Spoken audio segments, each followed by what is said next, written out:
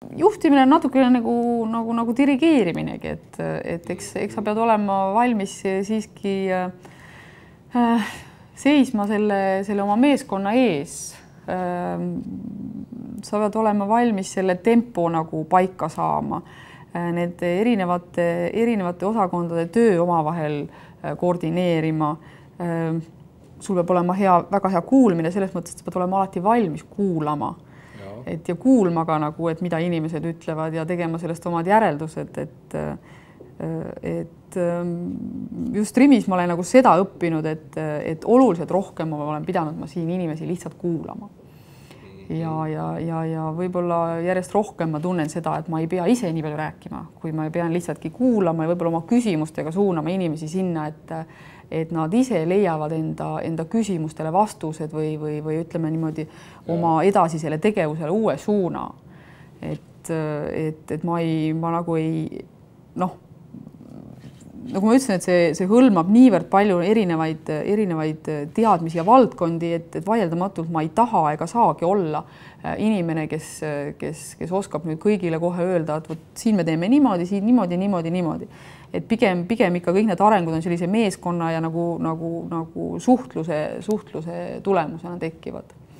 Et ma olen kindlasti selline üks meeskonna liige, kes samas peab seda asja nii-öelda dikteerima ja kontrolli all hoidma. Aga teisest küljest jagama kõiki neid rõõme ja muresid, mis on võib-olla nii üleval kui ka päris seal müüja tasemel. Ja. Kui pikad te tööpäevad on? Sõltuvalt päevast, et ma ikka üritan nagu siis üsna teadlikult ikkagi vahel lihtsalt ära astuda töö juurest kella 6-7, et hiljemalt. Kui palju te sellest olete omaette üksi ja kui palju te siis suhtlemisele panete? Ma saan aru, see saab erineda ajas, aga nii suurusjärgus, et kuivõrd on see niisugune introverdi töö või ekstraverdi töö? Suurem osa sellest siiski ma suhtlen. Kas ma olen kuskil koosolekul, ma ei pea isegi seal olema nii-öelda selle koosoleku juht või vastutav isik, et me oleme ka seda üritanud, et need koosolekud ei pea olema minu kesksed, et need on siiski ära jagatud, koosolekul on omanik, kes seda veab ja see võib vahel roteeruda, et see ei pea olema ka üks ja sama inimene. Et kas ma olen siis koosolekutel või ma räägin täpselt üks-ühega inimesega, ka telefonitsi on mingisugune analüüs, et enamus päevast siiski ma suhtlen nagu kellegiga, et tihtipeale ongi siis, et kui nagu suurem osa rahvast läheb majast kuskil kella 5 minema, et siis võib-olla pärast 5 on see aeg, millal on võimalik siis nii-öelda omaette olla ja selliseid kokkuvõtteid teha.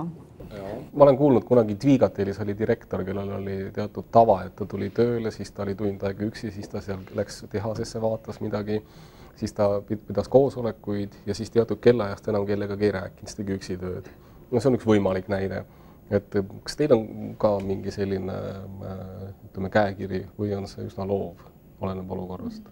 Mulle üldse ei meeldi sellised väga sellised rutiinsed asjad, et ma ei kujutaks ette, et ma teaks, et mu kõik nädal on ühesugused, ma vaatan esmaspäeva hommikul, et ahaa, jälle on esmaspäev, siin on mul 5 koosolekut, sellised, teisipäev.